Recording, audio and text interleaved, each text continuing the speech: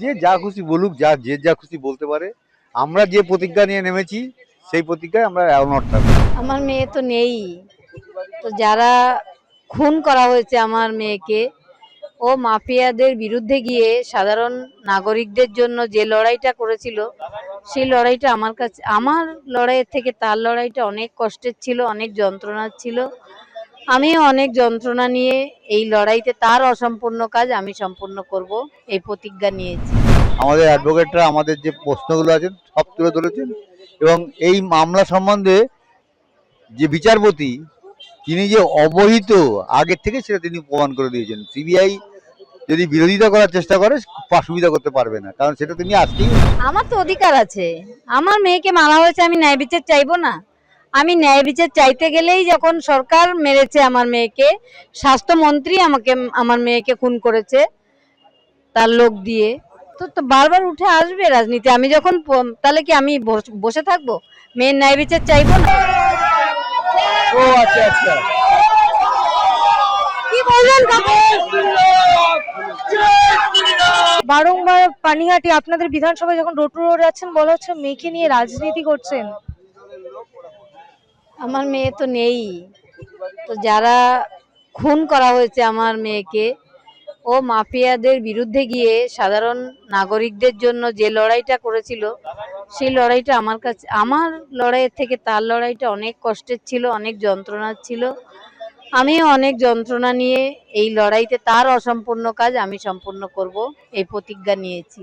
কিন্তু আপনি যেখানে অভিযোগ করছেন বামের আপনার মেয়েকে ব্যবহার করছেন, সেই জায়গায় আপনার বিধানসভার লোকজন ভিডিও করে করে সোশ্যাল মিডিয়া দিচ্ছে যে আপনি নাকি রাজনীতি করছেন মেয়েকে নিয়ে। আমার তো অধিকার আছে, আমার মেয়েকে মারা হয়েছে, আমি ন্যায় বিচার চাইবো না? আমি ন্যায় বিচার চাইতে গেলেই যখন সরকার মেরেছে আমার মেয়েকে, স্বাস্থ্যমন্ত্রী আমাকে, আমার মেয়েকে খুন করেছে তার লোক দিয়ে, তো বারবার উঠে আসবে রাজনীতি। আমি যখন তাহলে কি আমি বসে থাকবো? মেয়ের ন্যায় বিচার চাইবো না? আমি তো চাইবো মেয়ের ন্যায় বিচার, এবং আরো সাধারণ মেয়েরা যারা আছে তারা যেন সুরক্ষিত হোক, এটা আমার চাওয়া। মেয়ের ন্যায় বিচার চাইতে গিয়ে তো আপনিও আহত হচ্ছে। এটা সবাই দেখছে, পানিহাটি বাসিন্দা দেখছে, পানিহাটি বাসিন্দা আমার পাশে রয়েছে। আপনার ওপর জয় বাংলা বলে আক্রমণ করা হচ্ছে। কাকু, বেশ অনেকগুলো হিয়ারিং হওয়ার পর আজকে গিয়ে কোর্টে মামলাটা স্বতঃস্ফূর্তভাবে হলো। প্রথমে তীর্থঙ্কর ঘোষের কাছ থেকে মামলা, তীর্থঙ্কর ঘোষ ছেড়ে দিলেন। 7 মাস মামলাটা আটকেই রাখলেন বলবো। তারপরে এলো দেবাংশু বসাকের কাছে, দেবাংশু বসাক সময় দিতে পারবেন না বলে মামলাটা ছেড়ে দিলেন। এবার রাজশেখর মান্তার এজলাসে এসে আজকে শুনানি হয়েছে। আমাদের অ্যাডভোকেটরা আমাদের যে প্রশ্নগুলো আছেন সব তুলে ধরেছেন, এবং এই মামলা সম্বন্ধে যে বিচারপতি তিনি যে অবহিত আগের থেকে সেটা তিনি প্রমাণ করে দিয়েছেন। সিবিআই যদি বিরোধিতা করার চেষ্টা করে সুবিধা করতে পারবে না, কারণ সেটা তিনি আজকেই বুঝিয়ে দিয়েছেন। আজকে হিয়ারিং আপনাদের ফরে গেছে, যেমন আজকের হিয়ারিংটা আপনাদের পক্ষে গেছে, খুব স্ট্রংলি হিয়ারিং হয়েছে। সেটা বললাম, উনি বলেছেন যে এই ঘটনার সম্বন্ধে আমি প্রচুর ওয়াকিবহাল আছি, এবং উনি অনেকগুলো উদাহরণও সিবিআই এর সামনে দিয়েছেন। সুতরাং এইখানে এই এজলাসে সিবিআই খুব একটা সুবিধা করতে পারবে না। সিবিআই এর কাজ সিবিআই কে ঠিকঠাক মতো করতেই হবে। বিচারের আশা পাচ্ছে? বিচার তো আমরা বলেছি আমরা ছিনিয়ে আনবই, যেখানে যেতে হয় সেখানে যাবো বিচার ছিনিয়ে আনার জন্য। কাকু, একেবারে বারংবার আপনারা প্রচারে যাচ্ছেন এবং কাকিমাকে বারবার বলা হচ্ছে যে মেয়ের নামে রাজনীতি করছে। যে যা খুশি বলুক, যে যা খুশি বলতে পারে। আমরা যে প্রতিজ্ঞা নিয়ে নেমেছি সেই প্রতিজ্ঞায় আমরা অনড় থাকবো। কিন্তু যে বলা হচ্ছে মেয়ের নামে রাজনীতি করছেন, আপনারা বলেছেন তাদের ভয় পেয়ে বলছি। এটা আমাদের পুরো পশ্চিমবঙ্গে এখন আমাদের যিনি বিরোধী নেত্রী আছেন সবচেয়ে বেশি আমাদেরই ভয় পান। এটা একটা আমাদের দৃঢ় বিশ্বাস।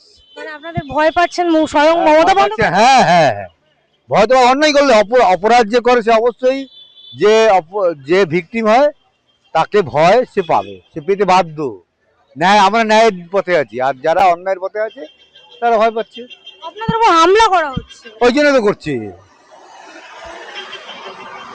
মহাভারতের যুদ্ধ কেন হয়েছিল? দ্রৌপদীর বস্ত্র না হলে মহাভারত যুদ্ধ হতো না। এটা ঘটনা তাই হবে, এখানেও ধর্মযুদ্ধ শুরু হয়ে গেছে। ধর্মযুদ্ধের ফল কিছু একটা বেরোবে। আচ্ছা, একেবারে আপনারা মেয়ে হারিয়েছেন, এবার কি তাহলে আপনাদেরও শেষ করার চক্রান্ত চলছে? না না ও সব জানি না, যা খুশি করুক গিয়ে, ওরা যা ভাবছে তার থেকে অনেক বড় বড় ভাবছে, ভাবতে হবে। আমি সবসময় ওদের এটাই বলি। গতকাল তো কাকিমার উপর হামলা হয়েছে। আরো বড় বিজয় এইটা, এই সমস্ত করে কিচ্ছু করতে পারবে না আমাদের সঙ্গে, এসব ভয় পাওয়াতে পারবে না। পরিবর্তন আনবেন? সে তো সবসময় একটা সুষ্ঠু সমাজ তৈরি হোক, আমরা সবসময় এই কথাই বলবো। কিন্তু অনেকে প্রশ্ন তুলছেন যে যে বিজেপির হাতে ইডি সিবিআই ছিল তারা বিচার দিতে পারেননি, সেই বিজেপিতে কেন যোগদান? যে আমাদের পশ্চিমবঙ্গের মুখ্যমন্ত্রী যিনি, তার হাতে তো 4 দিন মামলা ছিল, তিনি কি করেছেন মামলা?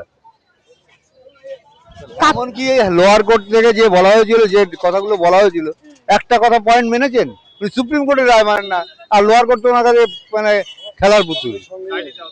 কাকিমার একটি স্টেটমেন্ট, কাকিমা বলেছিলেন যে মুখ্যমন্ত্রীকে চুলের মুঠি ধরে নাড়িয়ে দেবেন, সেটা নিয়ে একাধিক বিতর্ক। ক্ষোভ আছে, সে তো মুখ্যমন্ত্রীর উপরে ক্ষোভ আমাদের আছে, তো বলতেই পারে।